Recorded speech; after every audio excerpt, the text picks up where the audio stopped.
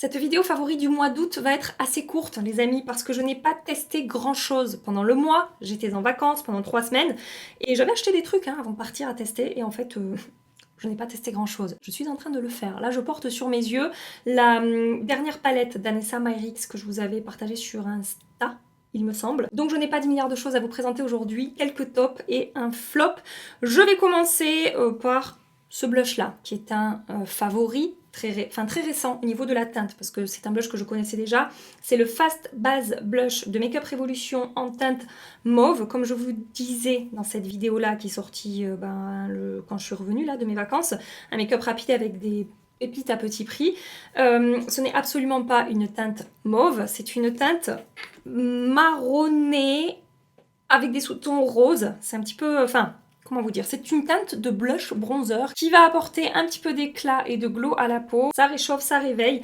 Hyper facile à travailler, en 3 coups de pinceau, c'est diffusé, estompé, pas de démarcation, la texture est très fine. C'est un excellent blush à petit prix et mention spéciale en fait pour cette teinte. C'est pas forcément le blush que je mets dans cette... Enfin si, c'est ce blush, mais bon bref, vous avez compris. C'est surtout pour la teinte que je vous en parle aujourd'hui. Si vous aimez un petit peu ces produits multifonctions qui font un petit peu 3 étapes en même temps, regardez ce blush crème de Makeup Revolution, il est merveilleux, voilà, et vous pouvez le voir en action dans mes vidéos précédentes. Je vais rester dans la catégorie blush parce que j'en ai 3 du coup à vous présenter aujourd'hui. Dans une gamme de prix à l'opposé du blush Makeup Revolution, j'ai énormément utilisé pendant mes vacances ce blush de Dolce & Gabbana. C'est le Dolce Blush Creamy Cheek and Lip Color en teinte 40 Tender, donc moi je l'utilise que sur les joues, pas forcément sur les lèvres.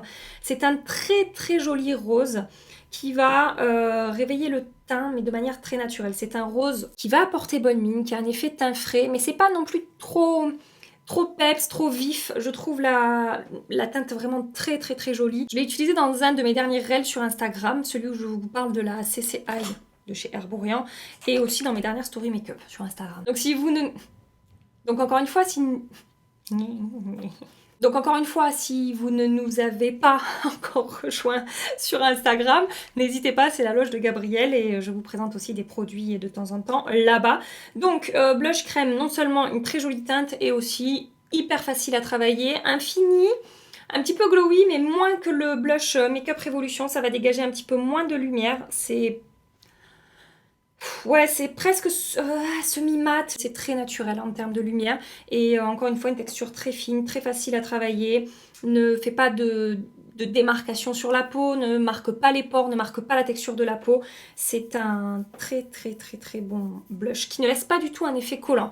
Quand le Makeup Revolution, alors c'est pas collant le Makeup Revolution, mais c'est quand même un petit peu plus crémeux au niveau de la texture. Là, ouais, je sais pas, c'est encore autre chose en fait au niveau du rendu de sa texture. Quand j'étale le produit, il y a presque un fini un petit peu poudré. Finalement, oui, je dirais un fini semi-mat. C'est pas complètement mat, mais il n'y a pas non plus énormément de lumière qui se dégage de ce produit. Le rendu est super naturel, voilà, et c'est un excellent blush. Et sur Look Fantastic, les codes passent sur la marque Dolce & Gabbana et franchement, au niveau du teint, ils proposent vraiment des pépites. Mon code sur Look Fantastic, GabLF, il passe aussi sur ce blush-là, hein, sur la marque Makeup Revolution. Et il me semble en plus qu'il y a des produits qui sont déjà en promo en ce moment sur Look Fantastic, donc voilà, ça peut être intéressant. N'hésitez pas à les voir. Dernier blush que je voulais vous présenter aujourd'hui, les petits derniers de la marque RMS Beauty dont tout le monde parle récemment, c'est un petit peu... compliqué de mettre la main dessus dans le sens où ils sont très souvent out of stock, mais ça revient quand même souvent en stock. J'ai remarqué sur Sephora, Fil Unique, je crois qu'ils vont arriver aussi sur Look Fantastic, il me semble, j'ai vu qu'ils étaient bientôt disponibles. Bref, il y a des ruptures, mais n'hésitez pas à activer la notification de retour en stock parce que j'ai l'impression que c'est quand même assez régulièrement renouvelé. Ces blushs RMS Beauty, ce sont les Redimension Hydra Powder Blush. J'ai 4 teintes, je vous ai fait les swatchs dans ma dernière vidéo, je vous l'accroche dans la petite barrette qui est ici si vous voulez aller voir. Mention spéciale pour cette teinte qui est Maiden's Blush. Les autres teintes, j'adore aussi. Ma deuxième teinte préférée, c'est la teinte Sangria. C'est ce que je vous disais justement dans ma dernière vidéo, qui est un petit peu plus vive, mais également très belle sur la peau. Et non, ça n'est pas trop foncé pour moi. Franchement, c'est une teinte que je porte très facilement. Mais si je devais choisir entre les deux, ce serait Maiden's Blush quand même. Je ne sais pas si je prononce bien le nom de la teinte, hein. Si vous voulez me reprendre, surtout n'hésitez pas. Un blush avec une texture soyeuse, satinée, qui va apporter de l'éclat et du glow à la peau, sans aucune paillette, ça va vraiment être très fondu sur la peau et un rendu seconde peau en termes de texture parce que comme je vous dis c'est très fondant et très fin, ça glisse, ça a tendance à lisser, à flouter un petit peu la peau, ils sont merveilleux. Je comprends totalement que ces blushs aient autant de succès. Alors on m'a demandé si cette teinte Maiden's Blush pouvait faire office de blush bronzer. Moi je suis pas... je trouve pas tant que ça peut, mais je vais vous swatcher à côté de la teinte Makeup Revolution, que vous puissiez voir la différence. Je trouve quand même que la teinte dominante dans cette teinte-là de blush RMS Beauty, c'est le rose. Quand je vous mets à côté le Makeup Revolution, qui est quand même bien... J'ai failli tout casser encore, qui est bien plus marronné. Vous voyez, ici c'est RMS Beauty, et ici c'est Makeup Revolution. Et je trouve que là, voilà, ça fait plus office de blush bronzer que celle-ci, qui pour moi reste quand même un blush, mais porté tout seul, c'est très très joli. Bah, blush en lumineur du coup, parce que c'est un petit peu lumineux, satiné on va dire. Et après réflexion, est-ce qu'ils ont détrôné mes blushs c'est bien Gabi, c'est de mieux en mieux. Est-ce qu'ils ont détrôné mes blushs Pat McGrath? Pas forcément. Franchement, les Divine Blush de Pat McGrath sont sublimes également sur la peau. J'aurais du mal à les départager en fait. Et j'ai acheté, pour celles qui m'ont demandé, les nouveaux blushs Pat McGrath. Je n'ai pas encore testé ceux avec les deux couleurs à l'intérieur.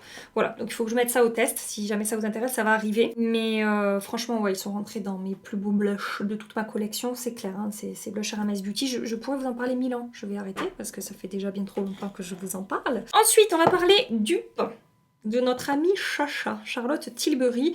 Je vais commencer par ce produit-là de Makeup Revolution. C'est le Bright Light Highlighter en teinte Strobe Champagne. J'ai du mal à parler aujourd'hui, hein, je vois que c'est compliqué. Qui est un dupe, selon moi, du Hollywood Beauty Light Wand Easy Highlighter en teinte Spotlight. Pareil, je vous ai fait une démo dans ma vidéo Makeup Express produit petit prix, n'hésitez pas à les checker. Et donc je trouve que c'est un très très bon dupe de ce produit. La texture est fine, c'est lumineux, ça ne marque pas la peau, ça ne marque pas les pores, ça ne rajoute pas d'épaisseur sur la peau, c'est facile à travailler. Et ce que j'aime bien avec ce produit Makeup Revolution, c'est qu'en plus ça sèche, c'est-à-dire que ça ne laisse pas d'effet crémeux comme le Charlotte Tilbury. Si vous n'avez pas le budget pour le Charlotte Tilbury, puisque c'est quand même très cher, bah, n'hésitez pas à aller checker celui-là, pareil, sur Look Fantastic, code GABLF. Voilà, ça vous reviendra à une poignée d'euros et franchement, le rendu est canon sur la peau pour cet enlumineur. Deuxième dupe, Charlotte Tilbury, que j'ai découvert il y a quelques jours de ça, j'ai continué les tests et je valide complètement. Le ELF Halo Glow Halo Glow Liquid Filter de Charlotte Tilbury. Non, le Halo Glow Liquid Filter de l'ELF. Je ne vais pas y arriver. Je sens que je ne vais pas y arriver. Le Halo Glow Liquid Filter de ELF, que j'ai utilisé en teinte 3 jusque-là, qui est un excellent dupe du Charlotte Tilbury Hollywood Flawless Filter en teinte 3 Light Medium.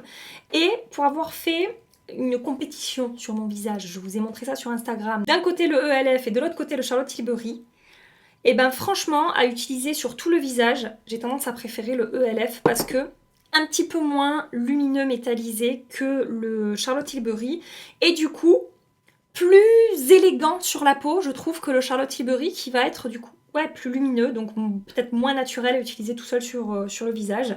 Et je trouve aussi que le ELF va avoir un effet... J'en ai marre, je vous jure, j'en ai marre. J'ai les connexions qui se font pas aujourd'hui, c'est dur. Donc le ELF qui est, je trouve, plus unifiant, un petit peu plus pigmenté que le Charlotte Tilbury. Et donc ça va un petit peu mieux unifier le teint et apporter un petit peu plus bonne mine et de manière plus naturelle que le Charlotte Tilbury. La seule chose que je vais préférer sur le Charlotte Tilbury, je crois que c'est la texture qui est quand même un tout petit peu plus fine. Mais franchement... j'ai quand même tendance à préférer celui-là. C'est-à-dire que même si la texture est plus fine là, je trouve ça plus joli au final en termes de rendu, lumière, pigmentation, etc. que le produit Charlotte Tilbury tout seul. Après en enlumineur, tout va dépendre le niveau de lumière que vous voulez, le rendu que vous voulez, et puis tout dépend aussi le budget que vous avez, parce que c'est 16 € et c'est 43 ou 44 €, je sais plus, donc ça n'a rien à voir pour la même quantité de produits.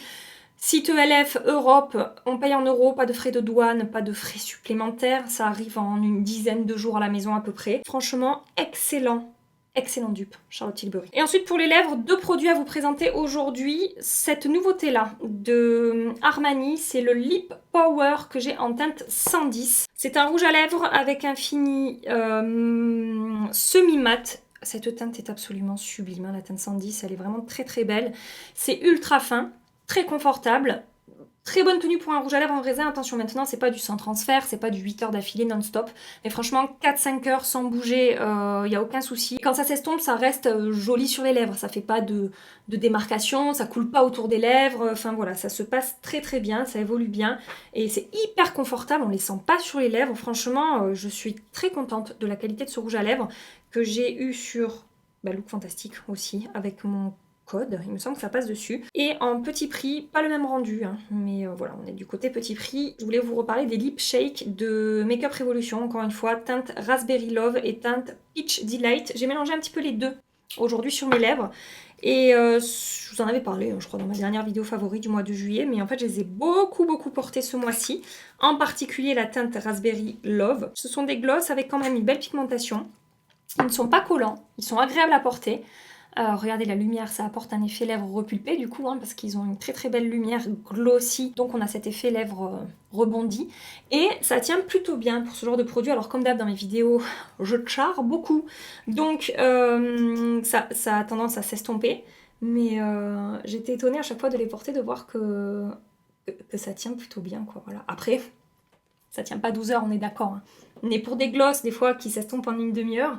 Là, ça tient quand même bien mieux, tout en étant très confortable. Et je n'ai pas besoin d'appliquer de crayon en dessous, ça ne dégouline pas autour des lèvres, c'est très agréable à porter. Voilà, donc ça c'était mes favoris. Et dans la catégorie flop, j'ai qu'un produit ce mois-ci que je vous ai présenté dans ma dernière vidéo, la poudre Make Up For Ever HD Skin Twist and Light que j'ai en teinte 2.0 médium. Tout est bien dans cette poudre, à part un truc. Elle a un effet un petit peu floutant et lissant, elle apporte un effet satiné, elle a une texture ultra fine qui ne se voit pas sur la peau. Elle est vraiment très belle, mais il y a quand même des paillettes à l'intérieur. Si vous n'aimez pas les paillettes, vraiment ne craquez pas sur ce produit. Et ce ne sont pas des paillettes très légères, un petit peu subtiles, qui se voient vraiment sous certains types d'éclairage ou quoi. Là, c'est vraiment quand même... c'est pas plein de paillettes, il y a quand même quelques paillettes et elles sont assez costauds. C'est de la paillette, quoi. C'est pas juste un effet un petit peu scintillant.